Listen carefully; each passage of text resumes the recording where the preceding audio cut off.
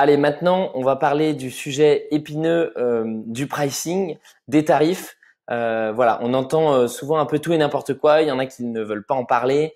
Donc, cette vidéo, c'est l'occasion un peu de défricher tout ça et de vous donner quelques indicateurs que vous lanciez en freelance ou alors que vous soyez déjà lancé pour être capable de savoir si vous avez bien calculé, s'il faut réajuster ou pas, etc. Et puis quelques petites stratégies.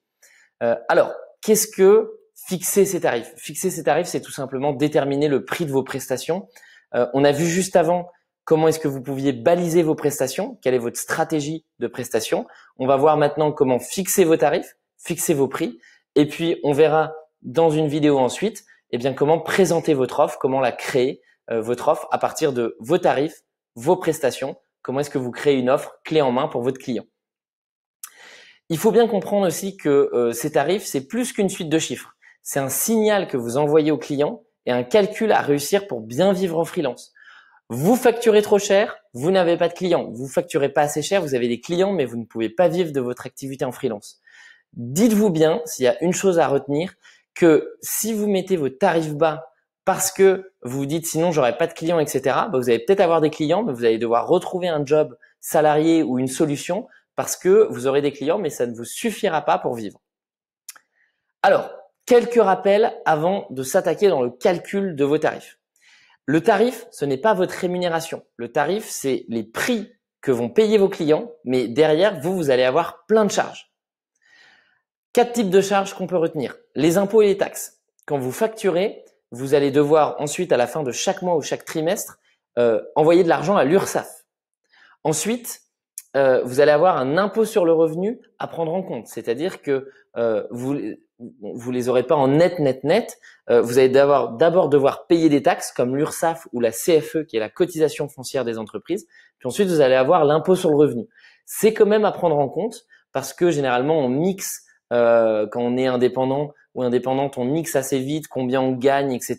Ça vite tous les jours. C'est bien important de prendre en compte que vous avez des impôts et des taxes à payer sur ce que vous facturez.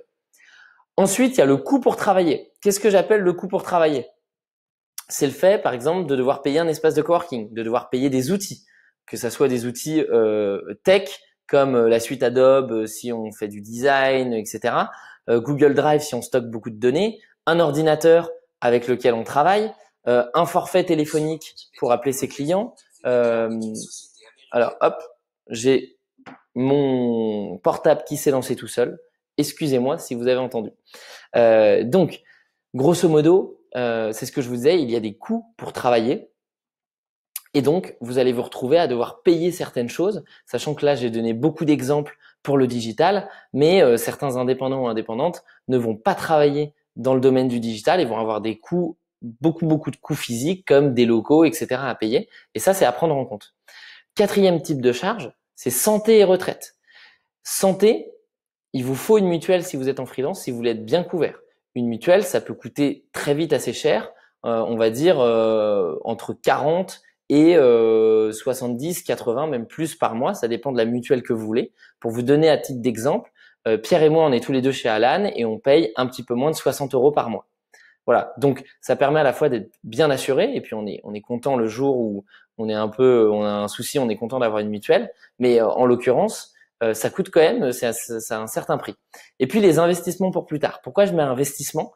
Parce que la retraite, on ne cotise pas comme un salarié quand on est indépendant ou indépendante.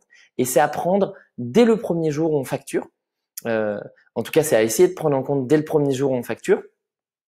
Parce que le jour où on va vouloir aller à la retraite ou être un peu plus tranquille, eh bien, si on n'a pas pris ça en compte, on va avoir une retraite très très faible si on s'est pas dit ok, il faut mettre de côté, il faut investir pour plus tard. Et puis ensuite, 4e type de charge, c'est le travail qui est non rémunéré. Donc en fait, ça ne veut pas dire que c'est un coût, mais c'est plutôt qu'on n'est pas rémunéré pendant du temps qui passe. Donc quand on démarche des clients, quand on fait de l'administratif, quand on ne trouve pas de mission, eh bien c'est du travail qui n'est non rémunéré. Et donc en fait, on se retrouve avec ces 4 gros types de charges, ces 4 gros types de charges. Et donc, quand on va facturer 500 € à un client, on ne gagne pas 500 € qu'on pourra dépenser comme ça en allant se faire un resto, acheter des affaires et payer son loyer. Il faut bien comprendre que pour 100 € facturés à son client, on se retrouve plus avec 50 € dont on peut bénéficier. Deuxième rappel, c'est que les tarifs, ce sont du marketing. Quand vous allez acheter quelque chose, et ça a été prouvé des millions de fois, quand vous allez acheter quelque chose, si vous avez la même chose mais à un prix différent, le fait qu'un prix soit plus élevé, vous allez vous dire, ok, ça, c'est de meilleure qualité. Et donc, parce que c'est plus cher, ça envoie souvent une image un peu premium. Donc, prenez en compte que vos tarifs, ce sont aussi du marketing et ça joue sur votre positionnement. Des tarifs très élevés, c'est un positionnement haut de gamme. Voilà, il faut avoir quelque chose de raisonnable. Encore une fois, il faut pas se dire, si je mets cher, les gens vont se dire que c'est ouf et ils vont acheter cher comme le luxe et tout va bien se porter. Mais voilà, en fonction de comment vous situez vos tarifs, ça peut avoir un enjeu sur votre positionnement, votre image. Ensuite, il y a 3 façons de facturer. Soit vous facturez au temps passé, taux journalier moyen, taux horaire. Ça peut être plus, comme je le disais dans la vidéo juste avant, mais généralement, c'est les deux qui reviennent quasiment dans 99,9% des cas. Est-ce que vous facturez au résultat? Donc, est-ce que vous faites un forfait? Donc, c'est les résultats que vous livrez. Ou est-ce que vous facturez au variable, au résultat obtenu? Ça, il faut tout simplement vous poser la question de, ok, je facture comment? Est-ce que le temps que je passe, le résultat que je livre ou le résultat que j'obtiens? Une fois que vous avez déterminé ça, on va passer par plusieurs étapes pour calculer combien est-ce que vous devez facturer, quels sont vos tarifs.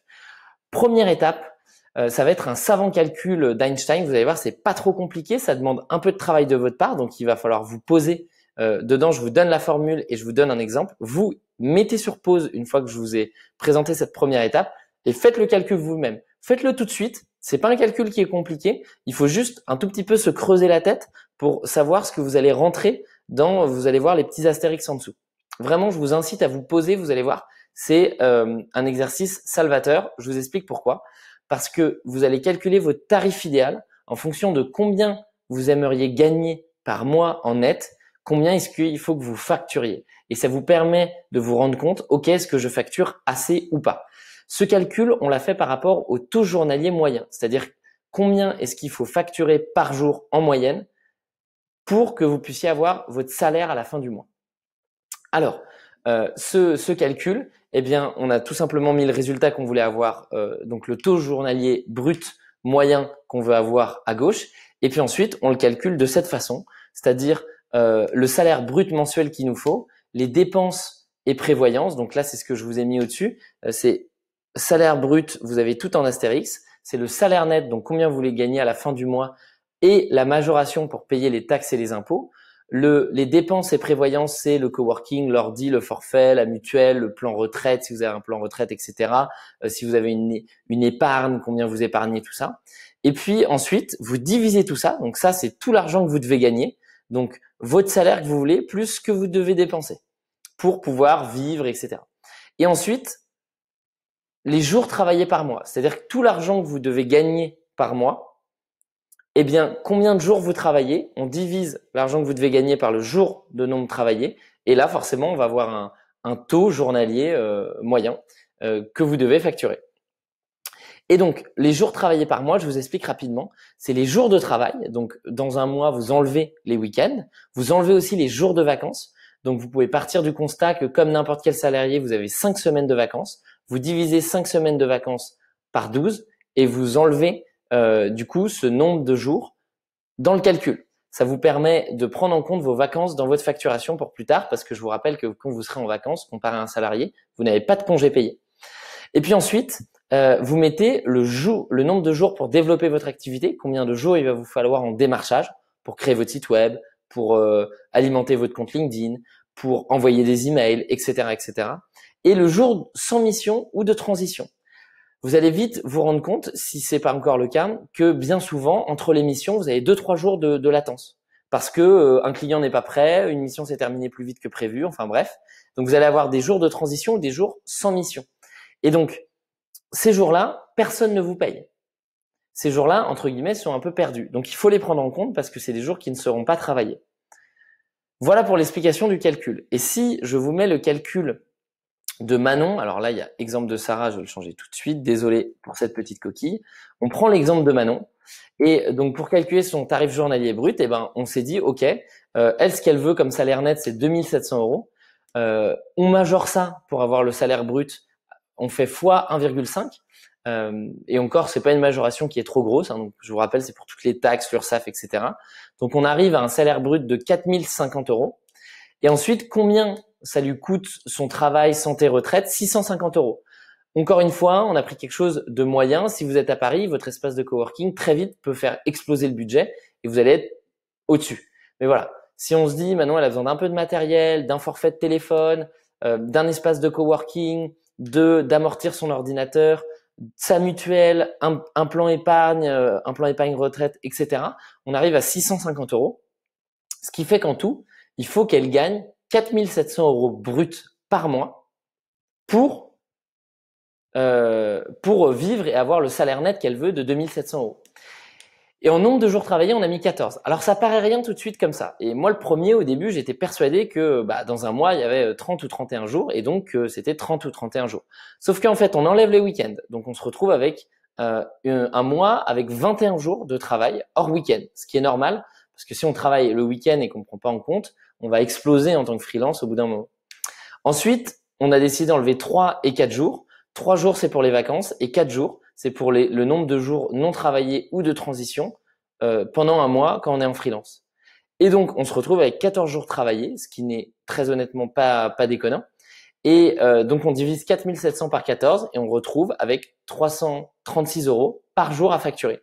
Donc, il faut que Manon, peu importe si elle vend un résultat ou un temps, il faut qu'elle calcule que quand elle va facturer, il faut que dès qu'elle travaille une journée pour un client, ça lui rapporte à peu près 336 euros. Je vous incite fortement, avant de passer au critère 2, à faire ce calcul. Prenez un peu de temps, vous pouvez le refaire régulièrement, mais franchement, vous prenez 5 minutes, vous le faites, vous allez tout de suite vous rendre compte que si vous facturez 100 euros par jour ou 150 euros par jour, j'espère que c'est pas le cas, mais si c'est le cas, qu'il faut tout de suite rectifier la trajectoire. Donc, première étape, on calcule son tarif idéal. On calcule son tarif idéal, on se dit, OK, dans l'idéal, il faut que je gagne ça par jour où je travaille. Ensuite, critère 2, étape numéro 2, il faut regarder autour de soi, il faut analyser le marché. Donc, pour analyser le marché, comment est-ce qu'on fait? Eh bien, on va voir les prospects pour lesquels on veut travailler et on use de logique, c'est ce que je vous ai mis. On pose des questions pendant les premiers appels pour voir au niveau des budgets, etc. On regarde les derniers bilans sur des sites comme société.com où on peut avoir de temps en temps des bilans. Et on fait preuve de logique. C'est-à-dire que s'il y a eu, comme ce que la France a connu et le monde entier, un confinement et que les avions n'ont pas décollé, on va très bien savoir que l'industrie aéronautique est en crise, donc forcément pour son pricing, si on est hyper cher, on viendra pas nous prendre parce que c'est la crise en ce moment. Voilà, donc c'est quand je dis user un peu de logique, c'est de comprendre. Donc on s'intéresse à ces prospects. Qui ils sont? Quelle est notre cible? Est-ce qu'ils ont les moyens? Est-ce que c'est connu qu'ils ont beaucoup d'argent à dépenser? Ou alors qu'au contraire, ils font des marges très petites, donc ils n'ont pas beaucoup de moyens, etc. Ensuite, il faut tout simplement analyser les freelances qui font le même métier que vous. Donc, vous allez regarder sur des plateformes, vous leur demandez en direct combien ils facturent, vous essayez de savoir est-ce qu'en moyenne, combien est-ce que tu factures, est-ce que tu pourrais me donner la fourchette haute de combien tu as facturé au max et la fourchette basse. Bref, il y a plein de freelances, comparé à ce qu'on pourrait penser, qui sont très ouverts au fait de vous en parler en direct, qu'ils ne le mettront pas peut-être sur leur site internet ou sur leur profil LinkedIn d'un coup, mais il y en a beaucoup qui sont très très ouverts pour en parler au téléphone. Prenez le temps de les appeler, essayez de regarder autour de vous si vous en connaissez. C'est quelque chose de super pour se rendre compte par rapport au marché, comment vous vous situez. Et puis ensuite, il y a les freelances qui travaillent pour les mêmes clients que vous, la même cible. Là, vous pouvez très bien essayer de rentrer en contact avec eux et leur demander comment ça se passe pour ce client-là. Est-ce que ce client gagne beaucoup d'argent? Est-ce qu'il a beaucoup de liquidité, etc. Et souvent, c'est des informations précieuses qui permettent d'ajuster ses tarifs en fonction du client ou au moins d'avoir conscience de est-ce que le client a les fonds pour me payer, moi, avec mes tarifs que j'avais en tête. Voilà pour le deuxième critère, la deuxième étape. Et le critère numéro 3, c'est éventuellement d'essayer de calculer son impact. Donc d'abord, vous calculez combien il vous faut pour résumer, pour vivre correctement. Ensuite, quelle est la moyenne dans votre marché? Et puis ensuite, vous essayez de voir votre impact. Pourquoi? Parce que si vous arrivez à multiplier le chiffre d'affaires d'une entreprise qui fait 10 000 euros, bah, vous pouvez aller les voir et leur dire c'est 5 000 euros les 2 heures. Parce que finalement, on s'en fiche que 5 000 euros 2 heures, ça soit disproportionné. Parce que vos résultats permettent de gagner dès le premier mois 20 000 euros de bénéfices. Enfin, 20 000 euros en plus, pas forcément de bénéfices. Mais donc l'entreprise, forcément, si vous voulez, c'est extraordinaire pour elle. C'est pas toujours facile de calculer le résultat, c'est pas toujours facile d'avoir quelque chose de quantifiable, mais quand on essaye de trouver son impact, on a petit à petit de plus en plus de résultats. Et en tout cas, on est capable de voir, plus on prend en expérience, quels sont les résultats et quel est l'impact qu'on a. Et dans ce cas, ça va nous permettre d'ajuster et de justifier des tarifs qui peuvent être éventuellement un peu plus élevés. Voilà les 3 étapes. Si vous les suivez, normalement, vous arrivez à déterminer à peu près un prix pour vos prestations. Après, on va packager ce prix avec une belle offre à montrer aux clients. Ça sera l'objet de la prochaine vidéo. Mais en attendant, avec ces 3 étapes, vous êtes capable normalement de fixer vos tarifs. On continue et encore quelques infos. Est-ce que ça vaut le coup de proposer un variable ou pas? On en parlait juste avant. C'est-à-dire, est-ce qu'on propose au résultat? Si jamais on vous propose, vous ne proposez pas forcément, sauf si vous êtes sûr de vous, au début, un variable. Si jamais on vous propose un variable, donc vous êtes un growth hacker ou vous êtes un rédacteur ou un spécialiste SEO, etc., c'est possible qu'on vous dise, bah, ça dépend des résultats, etc., etc. Il faut regarder si ces conditions sont réunies. Est-ce que vous avez une rémunération fixe de base? Est-ce que vous savez que les objectifs sont réalisables? Est-ce que vous avez accès régulièrement aux résultats? Est-ce que vous avez confiance? Est-ce que le variable récompense le risque que vous prenez? Je m'explique rapidement. Tout travail mérite salaire. Demandez une rémunération fixe de base. Si quelqu'un vous propose un variable mais ne vous donne aucun fixe, c'est que cette personne aura beaucoup de mal à vous payer même si vous atteignez vos résultats. Donc, demandez une rémunération fixe de base, même très peu, une centaine, voire 2 ou 3 centaines d'euros, vous permet d'éviter les mauvais payeurs et les mauvais clients qui vous proposent un variable que pour vous escroquer. Ensuite, savoir si les objectifs sont réalisables. Parce que s'ils sont irréalisables, bien entendu, vous acceptez pas de variable. Et si vous avez aucune idée de si c'est réalisable ou pas, il faut mener votre petite enquête. Regardez si vous avez accès aux résultats, parce que c'est bien beau de faire un variable, mais si vous pouvez pas voir les résultats, bah, vous basez uniquement sur la bonne volonté de votre client et c'est un peu limite pour vous faire payer, parce que lui pourra être tenté, même si je crois encore à l'honnêteté, il y a beaucoup de clients qui pourraient être tentés de se dire bon allez, on leur dit que c'est ça et comme ça il sera content, alors que ça se trouve les résultats sont bien meilleurs. Ensuite, le critère est-ce que vous avez confiance, c'est le plus important. Vous n'avez pas confiance, c'est non tout de suite. Il faut absolument avoir confiance, un minimum, dans votre interlocuteur. Sinon, ne partez pas. Faites confiance à votre instinct. Et puis ensuite, le variable doit récompenser le risque. Qu'est-ce que ça veut dire? Ça veut dire que si vous acceptez un variable, c'est tout simplement pour dire, bah, s'il y a des super bons résultats, bah, je suis super bien payé. Et mieux payé que ce que j'aurais été en fixe. Si on vous dit, on te paye au variable, mais le tarif que vous auriez eu en ayant un fixe, bah dans ce cas, vous avez aucun intérêt à faire un variable parce que vous ne pouvez que être moins bien payé que la rémunération fixe de base. Donc là, l'idée, c'est vraiment de vous dire, OK, si j'ai des bons résultats et j'accepte un variable, je suis super bien payé. Quelques petits conseils. Visez la qualité plutôt que la quantité. Surtout pour vos tarifs, allez sur des sites comme 5euros.com, Fiverr et tous les autres qui existent. Il y aura toujours moins cher que vous. Donc, si vous faites une stratégie de prix bas, vous aurez toujours moins cher que vous et vous ne pourrez pas vous en sortir. Il y a des pays francophones comme Madagascar ou même des Français qui sont exportés partout dans le monde qui vont proposer les mêmes prestations que vous, mais pour 15 fois moins cher. Donc, si vous vous dites où est le tarif journalier dans l'exemple que Théo vient de montrer, au-dessus de 300 euros, je trouve ça très cher. Moi, je fais 200 euros, 150 euros parce que mes clients, ils n'ont pas beaucoup de moyens. Vous pouvez être sûr et certain que si vos clients vous choisissent par rapport à vos tarifs, c'est-à-dire uniquement par rapport à ça et pas la qualité de vos prestations, eh bien, le jour où ils vont découvrir 5euros.com, ils vont partir et ils iront travailler là-dessus. Ensuite, il vaut mieux offrir plutôt que réduire. Au lieu de diminuer votre valeur en diminuant vos prix, il vaut mieux offrir une partie de vos prestations, mais dire que ça coûte toujours le même prix. Je vous mets un exemple juste là, sous les yeux. Là, c'est simple, le prix est le même, mais la perception du client ne sera pas du tout la même. À gauche, ce qui est bien de faire. Donc, vous faites un devis de création de site internet et vous dites, OK, ça va prendre 4 jours à 350 €, donc 1400 €, et je vous offre une journée supplémentaire. C'est-à-dire que si j'ai terminé le site internet au bout de 4 jours, le 5e jour, soit on s'en servira pour faire de la maintenance plus tard, ou soit je vais optimiser le référencement naturel du site, soit je vais faire ci, soit je vais faire ça. Et donc là, on a la sensation d'avoir gagné 350 €. Et à droite, l'exemple à ne pas faire, c'est de se dire, OK, il faut que ça rentre dans le budget de mon client, donc 1400 €. Donc, mon taux journalier, il était à 350 €. Je le change pour que ça arrive à 280 et que ça tombe pile poil sur 2400 €. Le problème, il est où? Le problème, c'est qu'à droite, le client va se dire, c'est tout à fait normal. Alors qu'à gauche, le client va se dire, sympa, on m'a offert une journée à 350 €. Le deuxième problème, si on fait ce qu'il y a à droite, c'est que quand on viendra retravailler avec vous, si ce client vous redemande un nouveau site internet ou de faire de la maintenance, si vous allez lui dire la prochaine fois, oui, la journée c'est 350 €, il va dire, mais attendez, je comprends pas, vous me l'avez facturé à 280 avant. Donc c'est très compliqué d'augmenter et réajuster ses tarifs.